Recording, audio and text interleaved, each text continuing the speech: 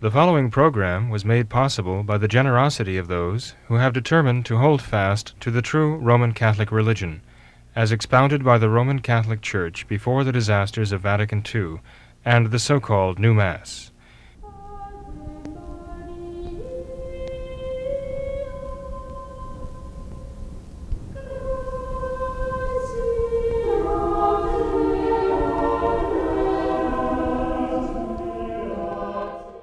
Hello, and welcome to What Catholics Believe. I am James Birch, and with me tonight is Father William Jenkins, pastor of Immaculate Conception Academy Church in Norwood, Ohio. Welcome, Father. Thank you, Jim. We've been receiving your kind emails and questions, and we appreciate them very much. And we're going to spend some time tonight answering some of your questions. Now, what we've done is many of you have been asking questions on the same topics, so sometimes I'm going to summarize the questions. At other times, I will possibly read a question that is covers the topic rather well and is rather well written, and then we'll have Father answer these questions. Quite a few responses came in regarding a topic that we had hinted at in an earlier show, and that is what happens and how should Catholics discuss the faith, and how do they interact with friends who are good conservative Novus Ordo Catholics. A few people wrote in. Some people actually had family members even who they were concerned about because they were maybe attending the traditional Catholic Mass, but if they couldn't get there, they would be attending Mass in a Novus Ordo church or watching a Novus Ordo Mass. And they were trying to explain to their relatives that this would not be condoned by a traditional priest, but in some cases the relatives were elderly and they were worried about upsetting them. In other cases, some people had friends and Novus Ordo friends, and they just wanted to help them maybe understand a little bit about the truth. So I will turn the floor over to you, Father, and maybe you could discuss a little bit about the interactions, especially when it comes to discussing the faith, that traditional Catholics might have with friends who are Novus Ordo. Well, Jim, fundamental principles apply here. And before we talk about the difference between Novus Ordo and the traditional, we have to talk about some very fundamental things, and that is the second rule that governs everything, as far as human behavior and what good you want to accomplish, what evil you want to avoid. In other words, we're talking about the virtue of prudence. The second rule is always, if you can find a way to make things better, something you can say or something you can do that will actually improve the situation, then go ahead by all means and say it and do it. Okay? However, as we all, I assume, know from experience, that sometimes there is nothing we can think of saying or nothing that we can think of doing that we reasonably expect will make things better. But we can always think of dozens of things we can say or do to make things worse. And so the first principle is, whatever you do, don't make things worse. So when we're talking to our Novus Ordo relatives, or friends, or acquaintances, or even strangers we just happen to meet in passing, we always have to keep in mind that we don't want to make things worse. And we can always make things worse by becoming angry, becoming self-righteous, becoming arrogant, becoming insulting, becoming condescending, and so on. So I have to be very careful. We don't want to even imply that we are looking down upon another person as though they were inferior, as though they were stupid, or anything like that. That would be terrible. We don't want to even say anything, or say it in such a way that they could infer that we think that. So we have to be very careful and go out of our way not to make things worse, because we don't want our answers to be said in such a way or couched in such language that the actual message and significance of what we're saying is lost because we've offended other people. And their pride gets in the way, such that even if they had to acknowledge that what we're saying was true, they would be so hurt or offended or threatened by it that they would never admit it. There are ways to go about this that are better than others. And there are ways that are just downright wrong and damaging. And now, having said that, let's look at the other end of the spectrum, and that is when we do come to realize that the person we're talking with has no interest in what we're saying and no concern about the truth. When the other person is totally indifferent to what we're saying, or even worse, hostile, right? And truth means nothing to them. They're only, if they are discussing it with us, they're discussing for the sake of prevailing and winning the argument, then we're wasting our time. It's said that Aristotle spoke on the subject once of the principle of non-contradiction. Allegedly, he said something to the effect that if a person does not admit the principle of non-contradiction, then treat him like a vegetable, because he's not rational. Think. So if a person contradicts himself, contradicts you, by relating contradictions of his own, and is constantly dodging and ducking the issues, right? Then you find that the person really is not interested in truth anyway. And so you're wasting your time.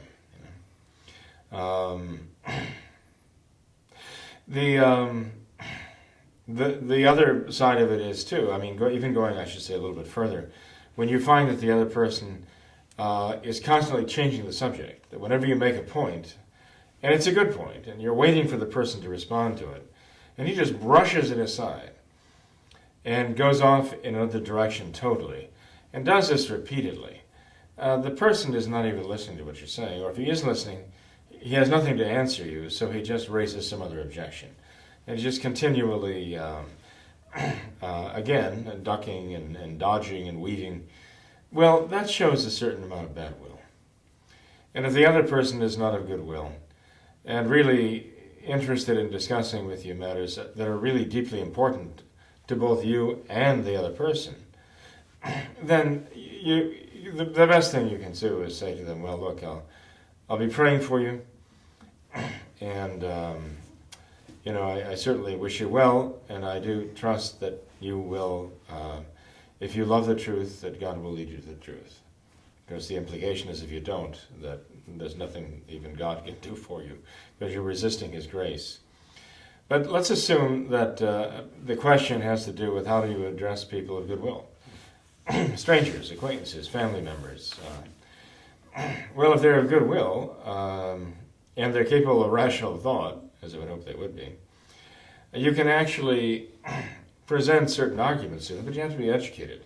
You have to know what you're talking about. There are a lot of people who try to not only defend the traditional faith, but they try to show the error of the modern way, the modernist way, but they don't really know exactly what they're talking about because they haven't really studied up on it.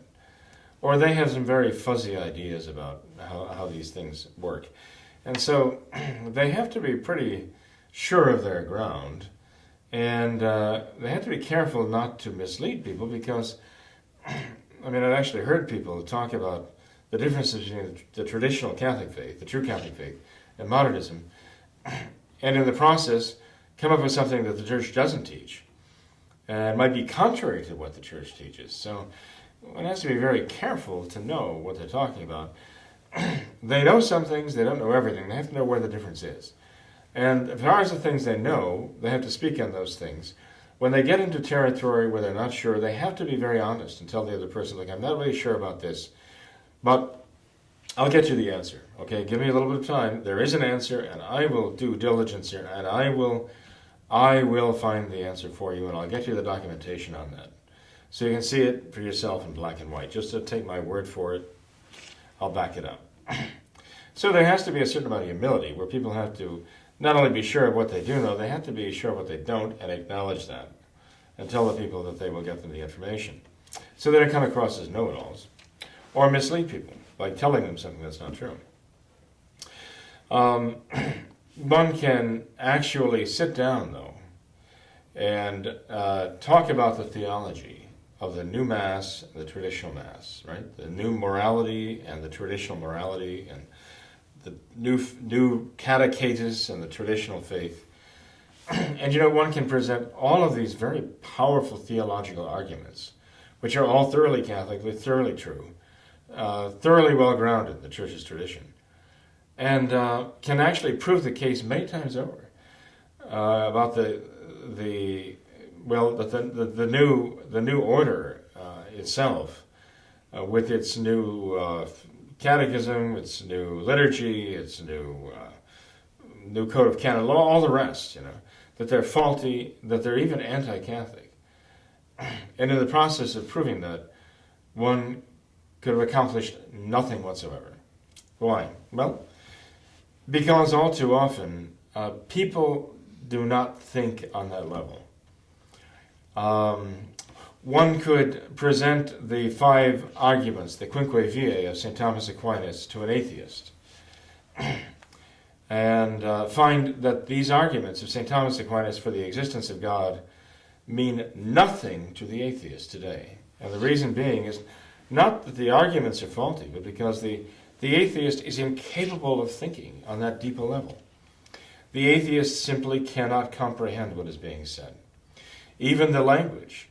I realize we're using a translation, English translation, which is very inadequate to convey the power and the beauty of the Latin original of St. Thomas.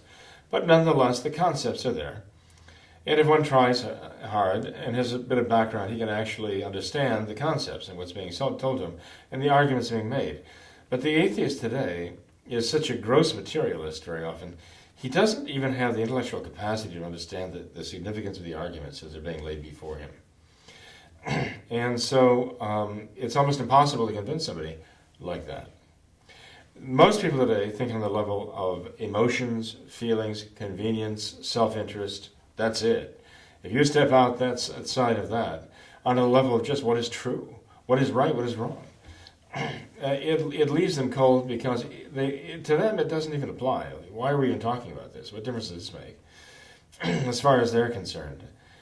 When they react like that, again, you have to, it goes to their character. It goes to the kind of people they are. That's a much more difficult issue to address. But every now and then you do find somebody who actually is interested in the truth. And you can tell because they actually respond to the points you make. And they make counterpoints that are thoughtful, and they, again, listen to your counterpoint. And you actually can have a conversation with them, not a wild goose chase with them. And people like that, it's really worthwhile having a discussion with them. They're courteous, they're thoughtful, they concede when you make a good point. They will tell you in a respectful way that they don't think that you really address the issue, whatever faults are in your argument. So you're really talking to a gentleman or a lady, and there's a good mind and a good person there who really wants to do what is right and wants to know what is true. Well, you can have a real conversation with folks like that too. If it's somebody who's not concerned about so much the truth, but how they feel about the truth, and there are a lot of people like that today, they're not concerned about the facts so much as how they feel about the facts. That for them is what is truth. Truth is how they feel about things. And it's very hard to have a discussion with somebody on the level of how they feel about these things. I mean, you can tell them how that their feelings are not right, or they should feel differently. But if you're talking about their feelings, it all gets back to the fact that as far as they're concerned, it's how they feel it that is true. And when you tell them that their feelings are wrong, they would respond like a modernist. But this is my experience. This is what I feel, so I know this is true because I'm feeling it. And as far as they're concerned, it must be true because it's true to them. That's how, in fact, they feel about things. That's truth. How do you discuss anything of substance with someone like that? So you have to realize at certain points that rational argument, even based upon principles of faith, is not going to make an impression at all on people like that. It's going to frustrate them, maybe anger them. At that point, you have to pray for them. There are so many times we've had conversations with people who have a sense that the Novus Ordo there's something amiss with the Novus Ordo. They don't appreciate the gravity of what's wrong with it, but they just have a sense there's something that doesn't quite work with the Novus Ordo, not quite right. They don't necessarily have a great love for the traditional faith, the traditional Mass. Maybe they had a certain comfort level with it before, but that's about all. But the theological arguments don't sway them. But they walk into a Novus Ordo Mass one day and they get a pie in the face. Or somebody comes up and gives them the handshake of peace and they have a joy buzzer in their hand or something like that. And suddenly they see it. Suddenly now they recognize, now I realize there's something wrong here. But again, it's still on the level of feelings, you know. But at least their feelings are running the right way. They recognize more deeply that there's something out of order here. To get them to come back to the traditional Mass and not just give up entirely. A lot of people did when the Novus Ordo came out. They just gave up entirely. Or they went off and joined the Mormons or the fundamentalist Christians or whatever, the Bible-believing so-called Christians. Because they thought at least there's something to believe in here. At least there's some conviction here. Many of them, perhaps, in the course of time, came to realize, well, this is just a facade too. There are things that just don't add up here. But to have them come back to the traditional faith out of a certain love for our Lord, well, that presumes something in them. You can have a much more, shall we say, reasonable, faithful discussion with a Baptist minister who believes in truth, even though he has this conviction that his interpretation of the Bible is correct, Luther was right, and so on, than you can with many Novus Ordo Catholics, especially in your own family. Precisely because they are in your own family, and they don't take it very seriously. You know, you're just Joe or Bob or whatever.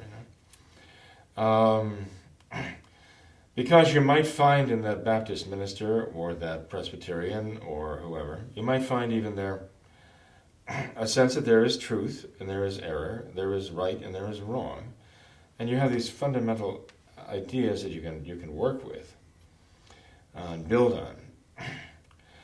Where you find a non-Catholic or a Novus Ordo who has a certain love for God, and they're out there. You know, we come across them all the time when they come back to the traditional faith. There's something that drove them back to the traditional faith, and that you recognize what it is. There's a certain love for God, a certain love for truth that led them back. Actually, God's grace led them back because precisely they did have a certain love for Him, and they wanted to know the truth. But when you have somebody who believes in truth, believes in goodness, and loves God, even only on that level, you can actually bring them back. Now, the specific arguments you use, well, that's another talk here. What would you say to them is another issue. Right now, I'm just on the level of how do you even regard your conversation with them? How do you even approach it? How do you even know there's anything there to talk about? Or to anyone there to talk to? You know? Well, sometimes it's not even just about the conversations. I mean, I think that your point that sometimes they might be in an Novus Ordo church and something, the guitar playing, whatever it is, just finally something rings a bell for them. It can also work that maybe instead of having an argument or worrying that it might turn into an argument, there's been many people that I've spoken to who've come, and you use the term come back to the faith, but there's also now a whole generation of people who never were in the faith, right, who might be looking for the truth. Having them just come to a Mass can be a very powerful thing. There's at least a half a dozen people that I've spoken to over the years who said, when I went into a traditional Mass, either for the first time or for the first time in 30 years, I knew that was it. It's what I had been looking for without almost realizing it. One went so far as to say that they were sitting in the Mass, and when the priest gave the sermon, he spoke about the Epistle and Gospel, and he hadn't heard a priest talk about the Epistle and the Gospel from the pulpit in over a decade, and that he knew that he'd found the faith again. So it could be something even as simple as That's a very good point. Very good point. Again, I think it has to do with something that's already in the individual, and they're responding. But to invite them to come to Mass is an excellent starting point. Maybe that will answer their questions right there, in a way that no theological argument could. Right? Our Lord Himself speaks from the host directly to their souls. Right? Ultimately, with everyone, it's going to come down to that. It's going to come down to grace. God has to give them the grace. You and I could talk to someone who might even be inclined to come back to the traditional faith and practice it. But even that, in spite of the inclination, no matter what you or I say to them, it might have no beneficial effect whatsoever. They have to have that interior grace from God to move them to accept it, and then to act upon it. I mean, time and time again on the airplanes, in the early days, I'd get into a conversation with somebody in the seat next to me on the airplane, and we talk about the traditional Mass. Usually it'd start by someone saying, well, are you a priest? And I'd say yes. And they'd say, are you a Catholic priest? And I'd say yes. And then they would say, almost invariably, well, I was raised Catholic, or I used to be Catholic. You hear that over and over again. Just this past week on my flight back into Cincinnati from the missions, I sat next to a very, very nice lady, well-coiffured and very well educated, very genteel. And in the course of the flight, she, as we were coming in for a landing, she said, well, I used to be Sister So-and-so. I used to be a Catholic nun, but now I'm a Buddhist. You hear so much of that these days. And again, in talking to them, though, no matter what you say, there has to be the grace of God, the actual grace moving them to accept it, to understand it. And so many times people would say to me, oh, I really miss that old traditional Latin Mass. I really miss that Mass. I wish that Mass would come back. And then you say, well, I'll tell you what. We're both landing in Cleveland or wherever in a matter of half an hour. And tomorrow morning at 8:30 at St. Teresa of the Child Jesus Church in Parma, Ohio, I will be offering the traditional Latin Mass. So why don't you come? You've been away this long and you say how much it means to you. Why don't you come? And immediately, well, that's awfully early, or, I have to drive 20 minutes to get to the Mass, and, well, I have some business to do, or I've got people to see. Excuses after excuse after excuses. And you realize that the Mass doesn't really mean to them. They may have a certain, nostalgic response to their days of their childhood when they used to serve. Or if they're new, if they've never seen the new Mass, the traditional Mass, because they've been raised in the Novus Ordo, and they think, oh yeah, the Latin Mass, that'd be really an experience. I'd like to see one of those. But they're not going to take any practical steps to go. Then you realize that your words are in vain. Then you have to start not talking to them, but talking to God. And you have to address, from then on, 10 words to God in prayer for every one word you say to them. And those 10 words to God in prayer are going to accomplish much more than a torrent of words to them. So we just have to begin praying for their souls and ask God to have mercy on them. And, if anybody can bring them through to the right conclusions, it'll be God Himself. And even from my own personal experience, when my mother married my father, he was Lutheran. And so she, and this might even be a question that we can presuppose that many viewers might be struggling with, and that is they're almost afraid to engage Novus Ordo, especially if they're more conservative and a little bit more into the faith, friends, because they fear they may not always have the answers. So my mom's method of bringing my father around was to pray for him. And then also she gave him a copy of the 3 volumes of the radio replies. Okay. And he read through those, and it was a nice way for him to be able to go through at his own pace and answer questions. And there were, questions answered by priests, so the pressure wasn't on my mom, and she wasn't forcing him to do it. And he had the grace, obviously, bestowed upon him, and he did convert. So that might also be a way that. That's very prudent. Radio replies do have questions asked by non-Catholics, usually Christians. Protestants, but not all. Some asked by atheists, and they are answers given by priests to those questions. So it's a very good collection of questions and answers that are sort of non-threatening, as you say, because the person can open them and read them, look in the index, go to the questions that are particular to him, and take time to absorb them. Meanwhile, the other person's praying for them night and day. So that doesn't surprise me that would be a good apologetic tool. There are many who could use the radio replies volumes to advantage, and they'll often have answers that the individual Catholic might not have. Wouldn't even know where to begin. Actually, the Catholic themselves would do well to read those radio replies because they'll learn a lot in the answers that are given there. And they can learn how to be apostles in their own right and missionaries. But that's a good point. I've had cases where women married to men who are rather strong-willed would ask me, what do I do about my husband? We're getting up in years, or he's been going to the traditional Mass for a while and never converted. I'm afraid to ask, because I don't want him to think that he's being pursued or pressured, because then I know the reaction will be quite the contrary, push away rather than come to, be repulsed, not attracted.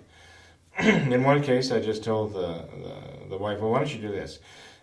You don't want your husband thinking that he's not asked to become a Catholic, or even to consider, because we're not interested, because we consider him to be unworthy, or his soul is not important to us. So I understand you're reluctant to address the issue with him because he's volatile and strong-willed and so on. But you don't want him to be lost and find out it's your fault because you didn't bring it up.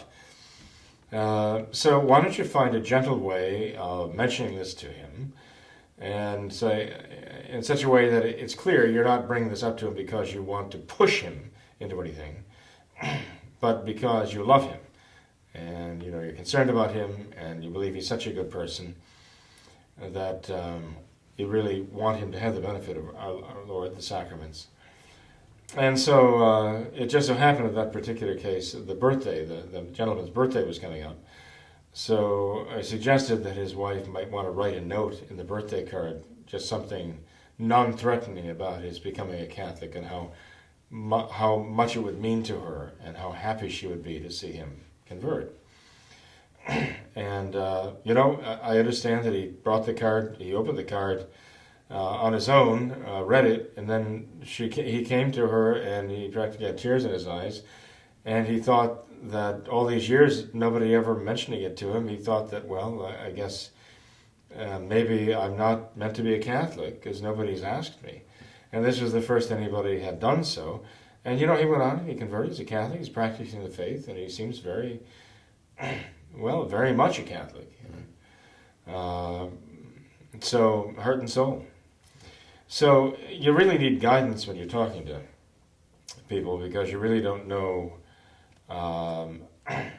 necessarily what to say and how to say it.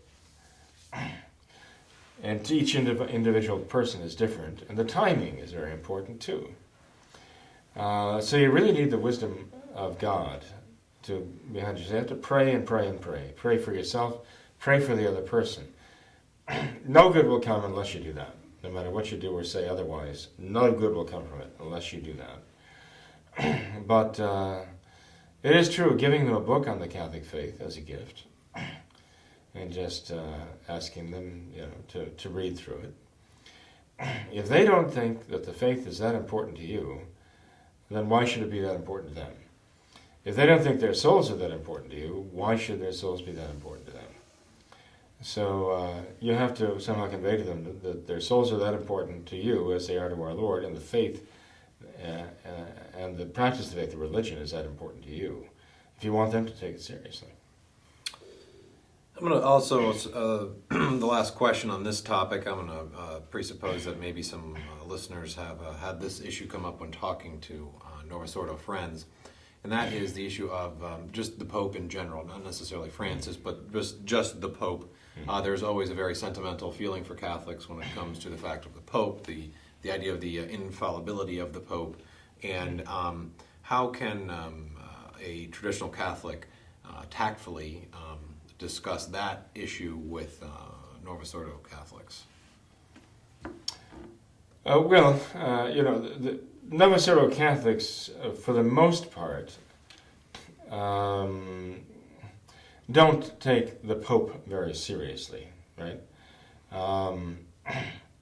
Many of them, the surveys have showed anyway, that the modern Catholics today, for the most part, do not take the Pope serious. They may point to him as some kind of a mascot, but otherwise, as far as obeying his commands, for example, even the Novus Ordo says that artificial contraception is wrong, is sinful.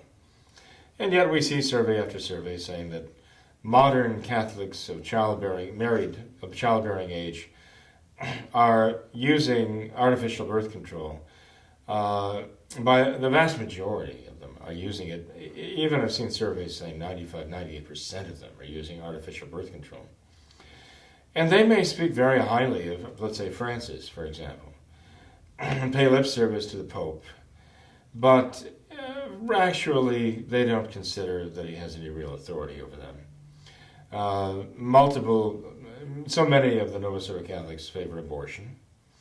The majority, the simple majority of them voted in the last two elections for Obama.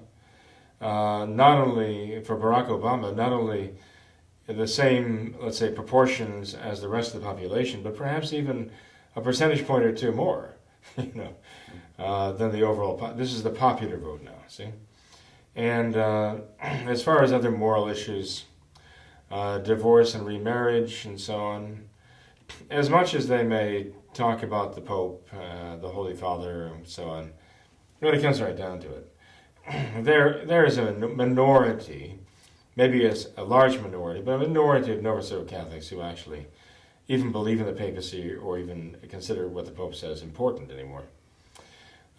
This shouldn't be surprising, though, when you read that in many dioceses, attendance levels among those who are at least nominally Catholic have fallen to about 20%. 20% of those who even identify themselves as Catholic anymore are actually in the churches on Sunday. So, the practice of faith is pretty nil. Those 20%, though, might be pretty determined. And of those, there might be 20% of those who are very determined in saying we're following the Holy Father kind of through thick and thin. And, these are the ones you can actually talk to, with regard to the Pope and the papacy. And I think the issue that we have to get across to them is, I think we have to start asking them some questions. You see, Jim, this issue came up recently at Our Lady of Peace Chapel in Boynton Beach, Florida. We wanted to send out a mailer to people in the area, letting them know the traditional Mass is there at Our Lady of Peace in Boynton Beach, and that they should come. Essentially asking them to come through the door so they can see a traditional Mass and hope it resonated with them. And they recognize, I'm home, this is my faith. Well, as it turns out, we were going back and forth over the mailer because the ideas presented, the message presented for the mailer, was basically a message that you might have presented to Catholics back in the 1970, 1980. People who knew what the traditional Mass was, but had lost touch with it because of the Novus Ordo. And at some point, it dawned on us this is not the message, really, we're addressing to people today who have grown up in the Novus Ordo and for whom the traditional Mass is either entirely unknown or is just some sort of a legend in their lives. The message has to be different to them. So here you have, let's face it, I mean, you had a 40-year-old person today, even a 50-year-old person today, would have grown up in the Novus Ordo and not practiced the traditional Catholic religion at any point in his life. These are the people we're talking to now, essentially, for the most part anyway. So what message do you get across to them? Well, I was thinking, well, let's say